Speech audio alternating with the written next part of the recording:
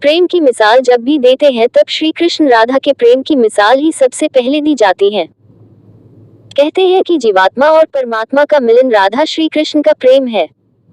श्री कृष्ण बचपन से ही राधा को प्यार करते थे। दोनों के प्रेम की अनुभूति श्री कृष्ण को 8 साल की उम्र में हुई थी। श्री कृष्ण के दैवीय गुणों के बारे में राधा को पता था। अपने मन में प्रेम की स्मृतियों को राधा ने जिंदगी भर बनाया हुआ था। दोनों के रिश्ते की यही सबसे बड़ी खूबसूरती है। शास्त्रों में कहते हैं कि 2 ही चीजें सबसे ज्यादा श्री कृष्ण को अपने जीवन में बहुत प्यारी थी। श्री कृष्ण की ये दोनों चीजें एक दूसरे से आपस में गहराई से जुड़ी थी और वो थी बांसुरी और राधा। राधा श्री कृष्ण की तरफ उनकी बांसुरी की धुन की वजह से ही खींची गई थी। श्री कृष्ण अपने पास बांसुरी राधा की वजह से ही रखते थे। श्री कृष्ण और राधा का मिलन भले नहीं हुआ लेकिन एक सूत्र में दोनों को हमेशा बांसुरी बांधे रखती है। कृष्ण के हर चित्रण में बांसुरी जरूर होती है।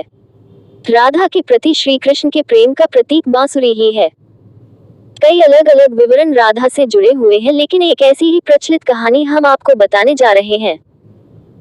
जब मामा कंस ने बलराम और कृष्ण को आमंत्रित किया था उस समय राधा पहली बार भगवान श्री कृष्ण से अलग हुई थी। ये खबर जब वृंदावन के वासियों ने सुनी तो वह बहुत दुखी हो गए। जब श्री कृष्ण मथुरा जा रहे थे उससे पहले वह राधा से मिले थे।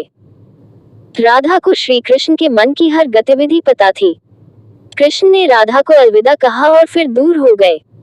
राधा से कृष्ण ने वादा किया था कि वह वापस आएंगे, लेकिन उनके पास कृष्ण वापस नहीं आए। हालांकि रुक्मिणी से कृष्ण की शादी भी हो गई।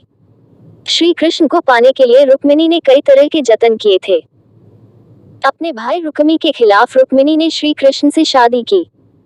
श्री कृष्ण से जिस तरह राधा प्रेम करती थी उसी तरह से रुक्मिणी भी करती थी। श्री कृष्ण को रुक्मिणी ने एक प्रेम पत्र भेजा था जिसमें लिखा था कि वह उन्हें आकर यहाँ से ले जाएं। उसके बाद रुक्मिणी के पास कृष्ण गए और शादी कर ली। वृंदावन जब कृष्ण ने छोड़ दिया था तब से ही राधा का वर्णन भी कम हो गया। जब अंतिम बार राधा और कृष्ण मिले थे तब कृष्ण से राधा ने कहा था कि वह उनसे भले ही दूर जा रहे हैं लेकिन कृष्ण मन से हमेशा राधा के साथ ही रहेंगे। उसके बाद मथुरा जाकर कृष्ण ने कंस और बाकी के राक्षसों को मारकर अपना काम पूरा किया।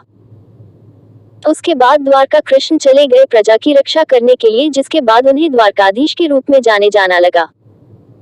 वृंदावन से जब कृष्ण गए तो एक अलग ही मोड़ राधा की जिंदगी ने ले लिया था। एक यादव से राधा की शादी हो गई। अपने दाम्पत्य जीवन की सारी रस्में राधा ने पूरी की और बूढ़ी भी हो गई, लेकिन कृष्ण के लिए ही उनका मन तब भी समर्पित था। पत्नी के रूप में सारे कर्तव्य राधा ने पूरे किए थे, वही अपने दैवीय कर्तव्य भी श्री कृष्ण ने निभाए। राधा जब अपने सारे कर्तव्यों से मुक्त हो गई तब वह अपने प्रियतम कृष्ण से अंतिम बार मिलने पहुंची। उन्होंने कृष्ण की रुक्मिणी और सत्यभामा से विवाह के बारे में द्वारका जाकर उन्हें पता चला, लेकिन वह बिल्कुल भी निराश नहीं हुई। राधा को जब कृष्ण ने देखा तो वह बहुत ही खुश हुए। एक दूसरे से दोनों ने संकेतों के जरिए काफी देर तक बात की। कान्हा की नगरी द्वारिका में राधा को कोई नहीं जानता था। कृष्ण ने महल में राधा को देविका के रूप में उनके अनुरोध पर नियुक्त किया। महल में दिन भर राधा रहकर सारे काम करती थी। जब राधा को मौका मिलता था तो वह कृष्ण के दर्शन करती थी। श्री कृष्ण के साथ पहले जैसा आध्यात्मिक जुड़ाव राधा ने महसूस नहीं किया था, इसी वजह से वह महल से दूर जाने का फैसला कर लिया था। ऐसा फैसला उन्होंने इसलिए लिया ताकि श्री कृष्ण के साथ गहरा आत्मीय संबंध वह दूर जाकर दोबारा स्थापित कर पाएंगी। वह कहाँ जा रही है उन्हें नहीं पता था, लेकिन भगवान श्री कृष्ण जानते थे। जैसे जैसे समय बीतता गया राधा अकेली और कमजोर हो गई। उस समय भगवान श्री कृष्ण की आवश्यकता राधा को हुई। भगवान श्री कृष्ण अंतिम समय में उनके सामने आए। राधा से श्री कृष्ण ने कहा कि वह कुछ उनसे मांगे, लेकिन राधा ने उनसे इनकार कर दिया।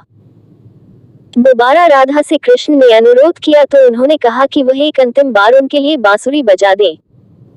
बांसुरी लेकर श्री कृष्ण सुरीली धुन में बजाने लग गए। दिन रात तब तक बांसुरी श्री कृष्ण ने बजाई जब तक आध्यात्मिक रूप से राधा कृष्ण में विलीन नहीं हो गई। अपने शरीर को राधा ने बांसुरी की धुन सुनते सुनते त्याग कर दिया।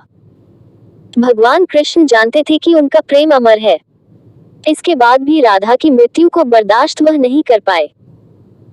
प्रेम के प्रतीकात्मक अंत के रूप में कृष्ण ने अपनी बांसुरी तोड़ दी और झाड़ियों में फेंक दी। श्री कृष्ण ने इसके बाद से जीवन भर कोई भी वादक यंत्र या बांसुरी नहीं बजाई। शास्त्रों में कहा जाता है कि नारायण ने जब श्री कृष्ण के रूप में द्वापर युग में जन्म लिया था, उस युग में राधा रानी के रूप में मां लक्ष्मी ने जन्म लिया था, ताकि उनके साथ वह मृत्यु लोक में रहें।